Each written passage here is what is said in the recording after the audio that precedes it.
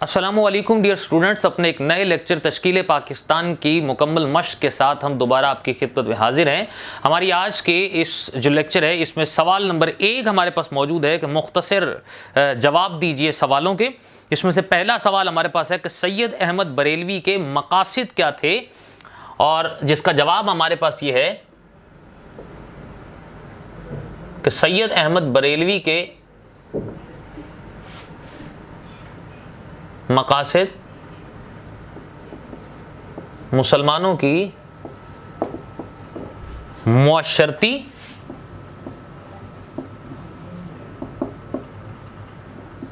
और मजहबी इस्लाह थे।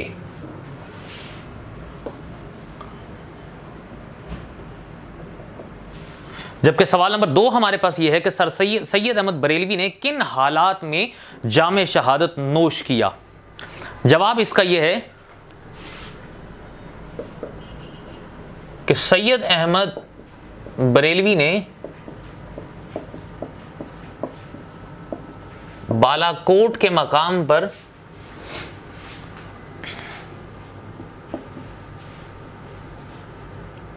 मई 1831 को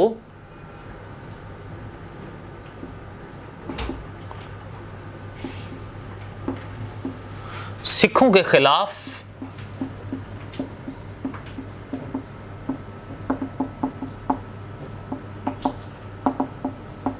लड़ते हुए जामे शहादत नोश किया। अगला सवाल हमारे पास है कि सर सैयद ने अपनी कौम की क्या खिदमत सरे अंजाम दी, जिसका जवाब हमारे पास यह है कि सर सैयद अहमद खान ने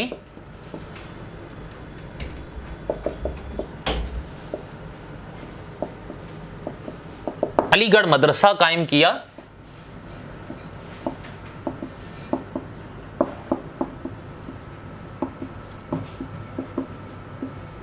रिसाला तहजीबुल अखलाक जारी किया,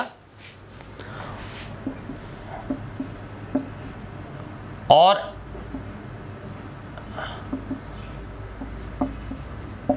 एमयू स्कूल की बुनियाद रखी। अगला सवाल हमारे पास है कि इस सबक में सर सैयद के जिन रुफका का जिक्र आया है उनकी क्या खिदमत है। जवाब यह है कि सर सैयद अहमद खान के रुफका की तालीमी, मजहबी, अदबी और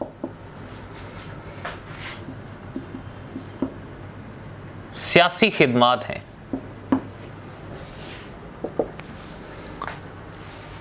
पांचवा सवाल हमारे पास यह है कि अल्लामा इकबाल की तालीमात का क्या निचोड़ है। जवाब यह है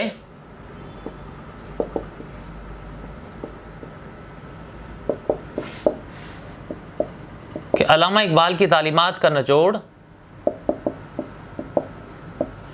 फलसफा खुदी है।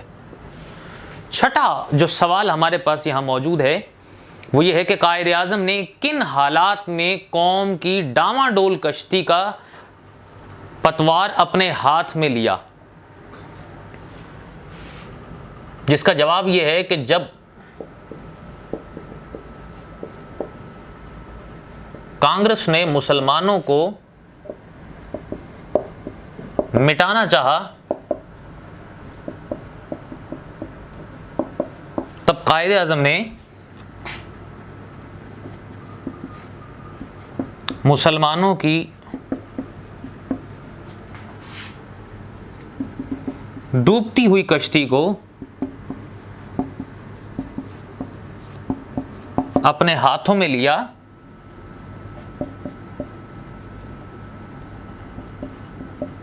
और पार लगाया। सवाल नंबर 7 हमारे पास है कि पाकिस्तान के क़याम के क्या मकासद थे। जवाब यह है कि पाकिस्तान के क़याम के मकासद में मुसलमानों की आज़ादाना ज़िंदगी और तशख़्ख़ुस था और एक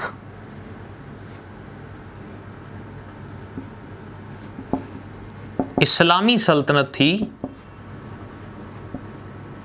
जहां मुसलमान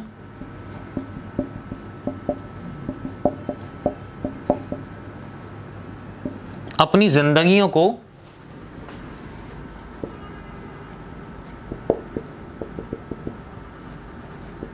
इस्लाम के मुताबिक गुजार सकें। सवाल नंबर 8 हमारे पास यहां मौजूद है कि पाकिस्तान के मुसलमानों का नस्बुल ऐन क्या है, जिसका जवाब हमारे पास है कि पाकिस्तान के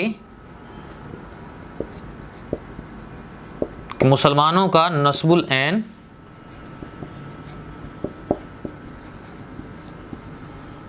मजहब इस्लाम है। ये हमारे पास मुश्किल अल्फाज के मानी थे, जिनके जवाब मुश्किल अल्फाज जो हमारे पास मुख्तसर सवालात थे, जिनके जवाबात हमने आपके सामने यहाँ पर जो है वो लिखे हैं। अगला जो सवाल हमारे पास है कि मंदरजा झैल जुमलों की मुकम्मल जो वजाहत करें, और कुछ हमारे पास यहाँ पर जुमले दिए गए हैं जिनका जवाब हमने यहाँ पर आपके सामने देना है। हम आपके सामने यहाँ पर सवाल नंबर 2 उसको यहाँ पर लिखेंगे और उसकी वजाहत भी आपके सामने यहाँ पर बयान करेंगे, क्योंकि सवाल नंबर 2 हमारे पास मुख्तसर सवालात के जवाबात की तरह ही वजाहत का हमसे तलबगार है। सवाल नंबर 2 के अंदर हमारे पास जो पहला हमारे पास सवाल है वो है ये कि मुसलमानों की मसाई खुद मुसलमानों के हाथों ही बर्बाद हो गई, जिसका जवाब हमारे पास ये है वजाहत में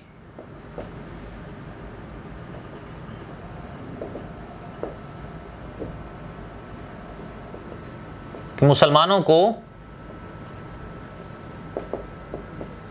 उनके अपने साथियों और रुफका ने गद्दारी के जरिए मार गिराया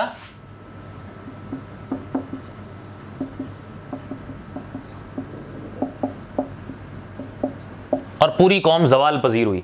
जैसा कि बालाकोट के मकाम पर जो है वो हजरत सैयद अहमद को जो है वो शहीद कर दिया गया, सिर्फ और सिर्फ उनके अपनी लोगों की गद्दारी की वजह से। उसमें से मुल्क के हाथों से, सवाल नंबर 2 हमारे पास है कि मुल्क हाथों से गया, मिल्लत की आंखें खुल गई, जिसका जवाब ये है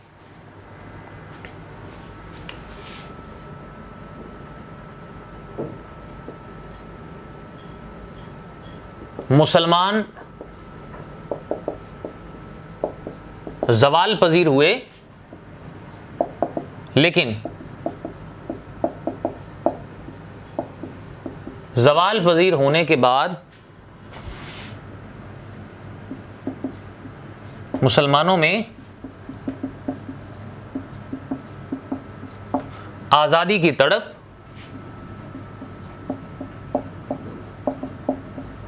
और इत्तेहाद पैदा हुआ,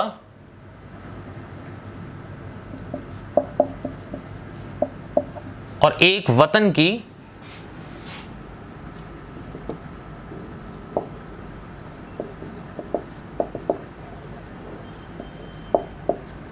लगन फिर से उजागर हुई। सवाल नंबर 3 जो हमारे पास यहां पर मौजूद है कि पंजाब के मुसलमान सर सैयद की मनादी पर इस तरह दौड़े जिस तरह प्यासा पानी पर दौड़ता है। जवाब यह है कि जब सर सैयद अहमद खान ने मुसलमानों की तालीमी ज़रूरत के लिए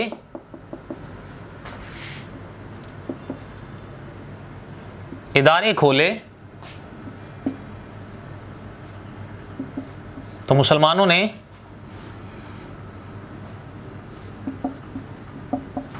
नए जज्बे के साथ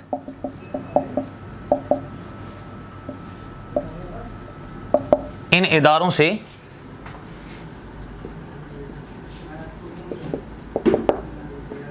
तालीम को हासिल किया।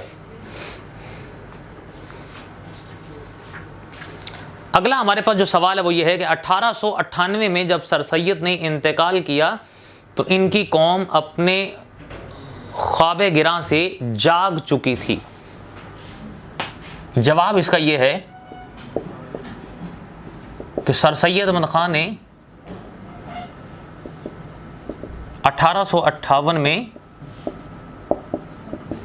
रिसाला असबाबे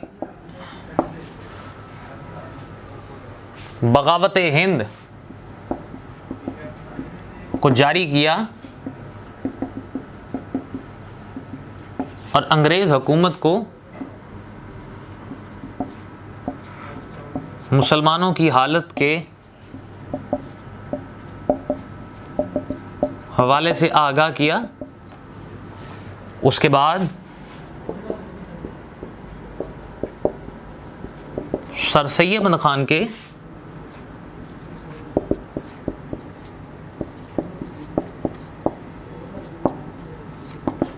कूच करते वक्त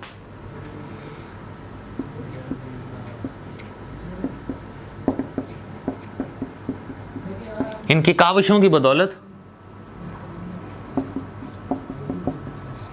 तालीम के जरिए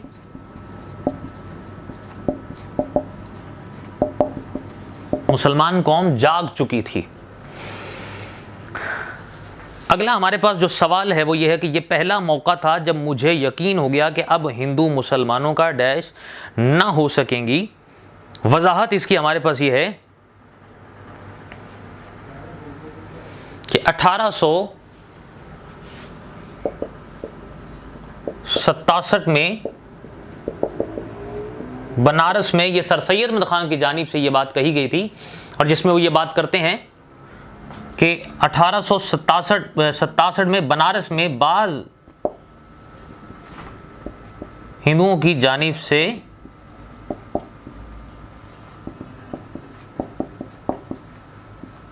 ये मौक़िफ़ अपनाया गया कि अब उर्दू ज़ुबान का तशख़्ख़ुस ख़त्म हो जाएगा, जिससे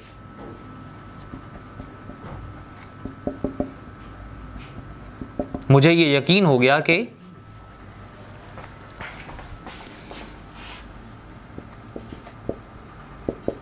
दोनों अक़वाम का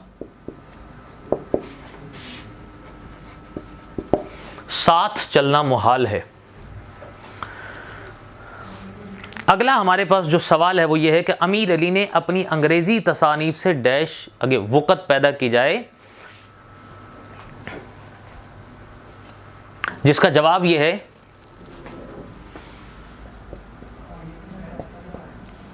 कि अमीर अली ने एक किताब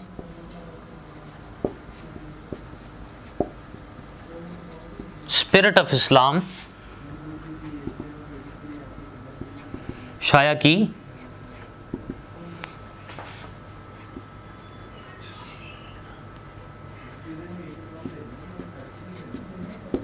जिसका मकसद ये था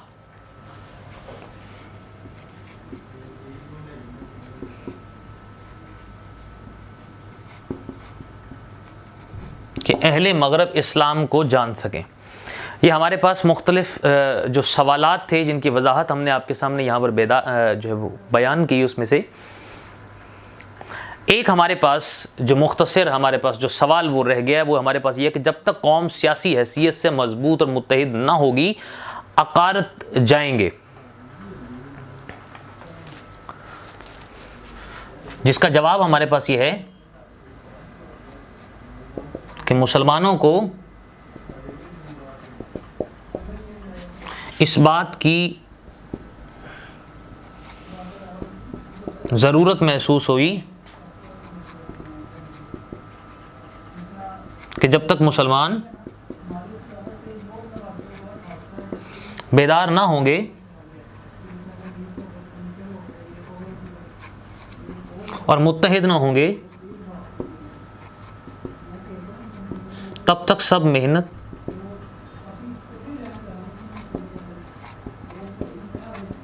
बेकार जाएगी।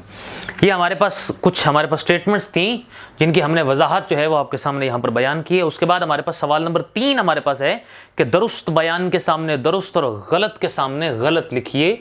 सो वो हम आपके सामने यहाँ पर लिखते हैं।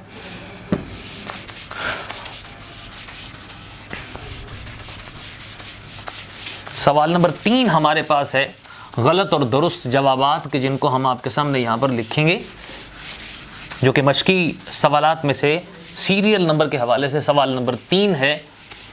और कुछ स्टेटमेंट्स उसमें जो है यहाँ पर बयान की गई हैं, जिसमें से गलत और दुरुस्त के बारे में हमने यहाँ पर बयान करना है। पहली जो स्टेटमेंट हमारे पास है यहाँ पर, इसमें सवाल नंबर 3 में दुरुस्त और गलत में से पहली हमारे पास ये है कि मज़मूम मुआशरती रस्मों में मुसलमानों और हिंदुओं में बहुत फ़र्क था। ये स्टेटमेंट हमारे पास इसका आंसर है जी, हमारे पास ये गलत है। दूसरी स्टेटमेंट हमारे पास यहां मौजूद है कि सैयद अहमद बरेलवी 6 मई 1831 को बालाकोट में शहीद हुए। ये दुरुस्त है। जबकि तीसरी स्टेटमेंट हमारे पास है कि फराइजी तहरीक का मकसद मुसलमानों की नगुफ्ता बे हालत की इस्लाह और इनकी इमदाद था। ये दुरुस्त हमारे पास है। चौथी स्टेटमेंट हमारे पास है कि 1837 में फारसी जुबान अदालती जुबान करार पाई। जवाब इसका हमारे पास गलत। जबकि पांचवी स्टेटमेंट हमारे पास है सर सैयद ने मुसलमानों को इंडियन कांग्रेस में शामिल होने की तरगीब दी। ये भी जवाब हमारे पास गलत है। स्टेटमेंट नंबर हमारे पास 6 हमारे पास है कि हाल ही की मुसद्दस ने हिंदुस्तानी मुसलमानों की जिंदगी में इनकलाब की लहर दौड़ा दी। दुरुस्त जवाब है इसका। सवाल नंबर 4 हमारे पास है कि वाकयात के सामने दुरुस्त सन लिखना है।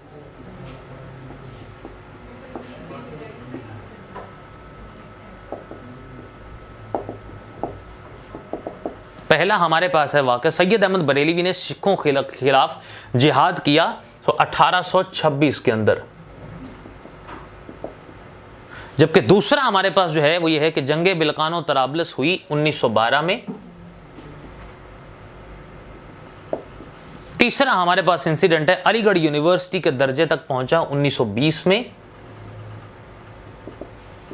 जबकि चौथा हमारे पास है जामिया उस्मानिया का शानदार इदारा कायम हुआ 1918 में। पांचवा हमारे पास जो है वो ये है कि कायदे आज़म के 14 नुकात 1929 के अंदर पेश किए गए। जबकि छठी स्टेटमेंट हमारे पास है गवर्नमेंट ऑफ इंडिया एक्ट का नफाज हमारे पास 1935 के अंदर है। सो ये जितने वाकयात यहाँ पर मौजूद हैं उनका हमने यहाँ पर आपके सामने उसका एक सन उसमें से लिख दिया है। और एक हमारे पास लफ्ज़ आखिरी जो हमारे रह गया, पंजाब में मुस्लिम लीग की आज़ादी की जो तहरीक है वो 1947 के अंदर आई, जिसका साथ में 1947 के अंदर।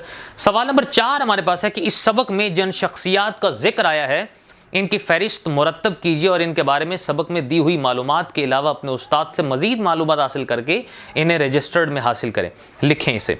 शख्सियात हम आपके सामने यहाँ पर उनको बयान कर देते हैं, जिसमें से पहली शख्सियत शाह वलीउल्लाह, दूसरी शाह अब्दुल अजीज़, तीसरी सैयद अहमद बरेलवी, चौथी सर सैयद अहमद ख़ान और फ़राइज़ी तहरीक के बानी हाजी शरीयतुल्लाह, मोहसिनुल मलिक, वक़ारुल मलिक, ज़काउल्लाह, शिबली नुमानी, हाली अमीर अली, अल्लामा इकबाल, कायद आज़म, मौलाना मोहम्मद अली जौहर, मौलाना शौकत अली और इसके साथ साथ हिंदू लीडर जो है गांधी का तज़किरा यहाँ पर इसमें से किया गया।